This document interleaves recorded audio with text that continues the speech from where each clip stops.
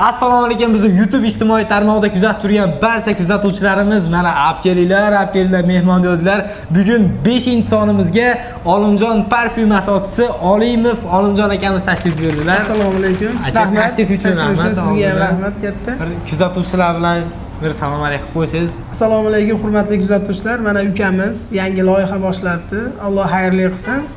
Hozirda qanaqa savollar berishni o'zim ham bilmayman. Qani kelavering-chi deydi keldiku. Rahmat. Bu yangi boshlangan, lekin juda ko'pchilik so'radi, sizlarda juda ko'pchilik so'radi.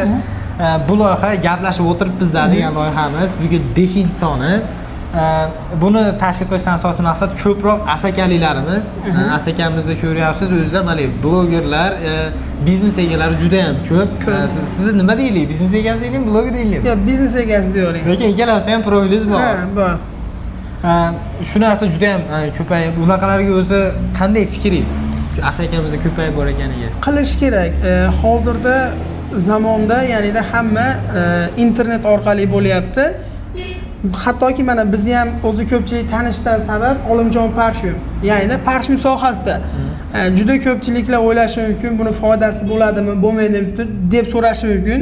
Ishonmaganlar meni o'zimga kelsa, mana telefonim orqali mana ko'rsatib beraman. O'zbekistonda istalgan chekkasiga pochta orqali ishlaymiz. Ya'ni butun O'zbekiston bo'ylab dastavka xizmatlarimiz mavjud. Bu degani shaxsiy brend, ya'ni yurgizmoqchi bo'lsa, kerak bo'lsa qo'ldan kelgancha biz o'zimiz yordam qilamiz va buni foydalari bo'ladi aniq. Bir kun endi mavzudan chetlashamiz, rosa kelib qolgan payti. Bir ikkita parfumeriyachi do'kondorlar bordi. Biz biznes yurgizayotganda, endi Olimjon parfyum. Keyin ularga ham taklif tushgan, "Sen ochmaysanmi Instagram?" deganda, "Meni vaqtim yo'q." Misol tariqasida men shu internet zam savdom zo'r degan odamlar mana endilikda internet ochyapti. Bu degani endi savdosi tushib qoldimi? O'zlarini gapiga javob, mana bir paytlar shu insonlar shunaqa gap eshitganman. Men internet zam savdom zo'r degan. Hozir endi yangi profilni ochib yurgishyapti. Meni qarshiligim yo'q. Alloh omadini bersin. Prosta nonni katta ishlasa ham katta gapirmaslik kerak.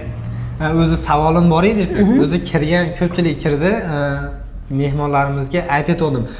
Instagramdan savdo qiladiganlar bor. Instagramda misol uchun Asaka turizmda ham ko'proq onlayn savdo. Biz birov kelib turmaydi, mayqa borasizlar degan narsa kamayib ketganda hozir onlayn ko'rib turib so'rashadi. Shu narsada Instagram orqali shu narsa tezroq bo'ladimi? Sizlarda qanaqa degan savol. Sizda ham shunaqa edi. Sizda ko'proq bozorga siz o'zingiz Olimjon parfyumni singdirganingiz uchun klient ko'pmi yoki onlayn sotganingiz uchun, onlayn aktiv bo'lganingiz uchun klientingiz ko'pmi? Qaysi birida deb o'ylaysiz degan savol bor edi. Lekin hozir baribir bizni do'konimiz bozorda joylashgani uchun eng katta savdoni bir qismi bozordan bo'ladi, lekin internet orqali ham savdomiz bo'ladi.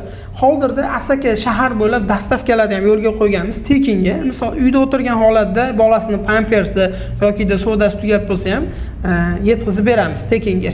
Boshqa joyda bunaqa narsalar yo'q bo'lsa kerak, parfyumeriyada borib zo'rg'a olsa kerak.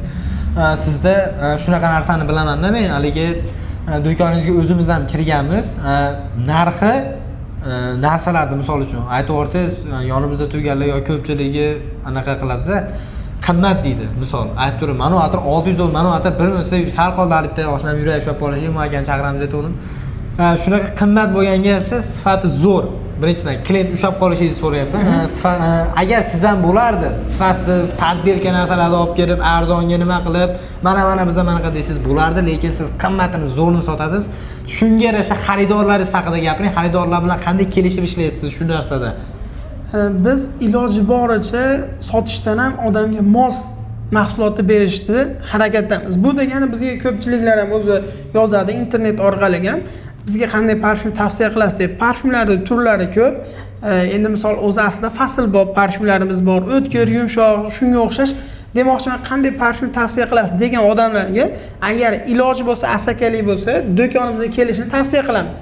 Sababiki menga yoqqan parfyum sizga yoqmashi mumkin, sizga yoqqani menga yoqmay qolishi mumkin. Shu sababli iloji boricha biz haligi sotish maqsad emas, odamga mos tushadigan parfyumni berishdi va odamga mos keladigan narsalarni berishda harakatdamiz. do'koningiz qancha yildan beri hali xalqimizga xizmat qilyapti?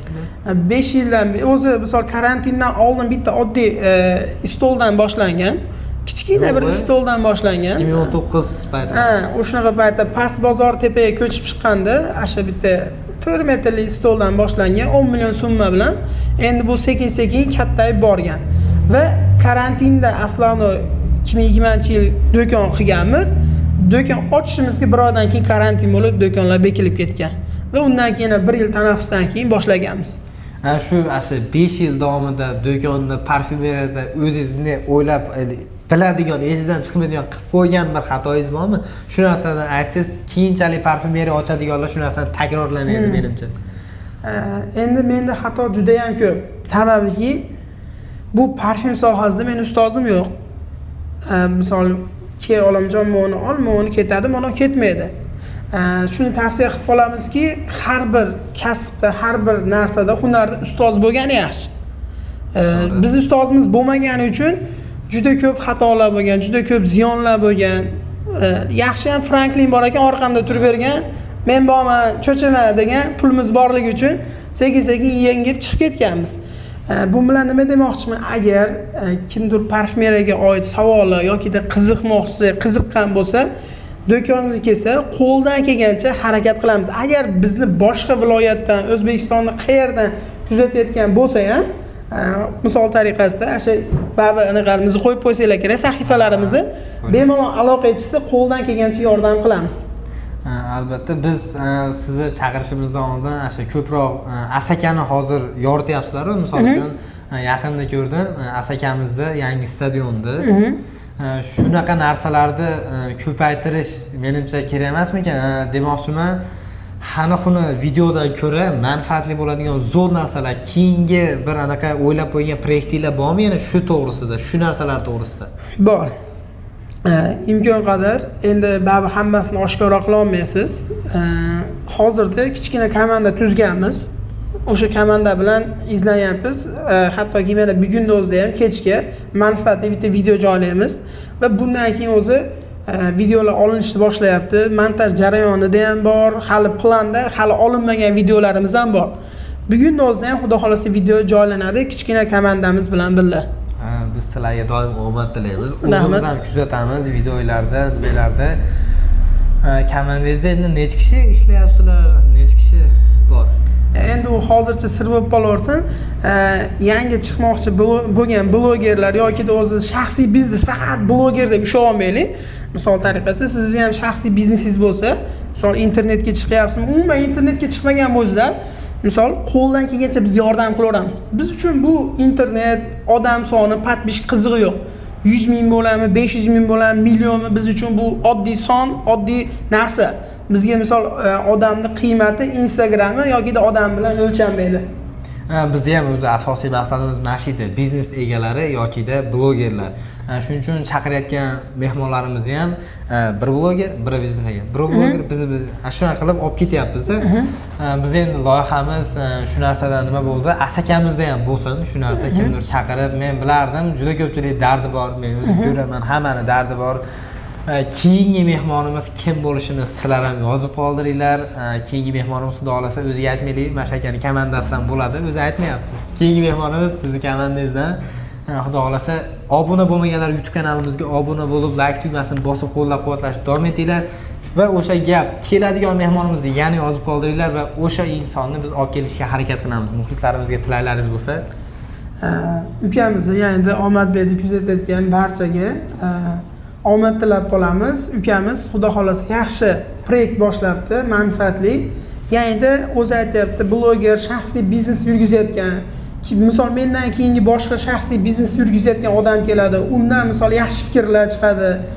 Shu orqali kimdir nimadir ish boshlamoqchi bo'lsa, shu suhbatni ko'rib turib, balkim o'sha insonlar u odamga yordam qilishi mumkin. Mana men qayta aytaman, kimdir shu parfyumeriya sohasiga qiziqsa, qo'ldan kelgancha harakat qilib yordam qilamiz.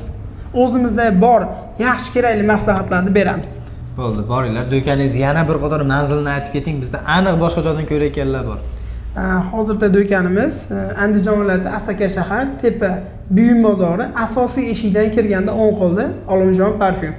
hammanglar taklif qilamiz. Instagramlarini ana chiqarib qo'yapmiz. Obuna bo'lib, o'zlarini ham kuzatinglar. Hamma sohadan bor akada ham o'zimiz ham kuzatamiz. Barchalar mana shungacha kuzatib kelganlar uchun rahmat hammanglarga. Sog' bo'linglar, salomat bo'linglar.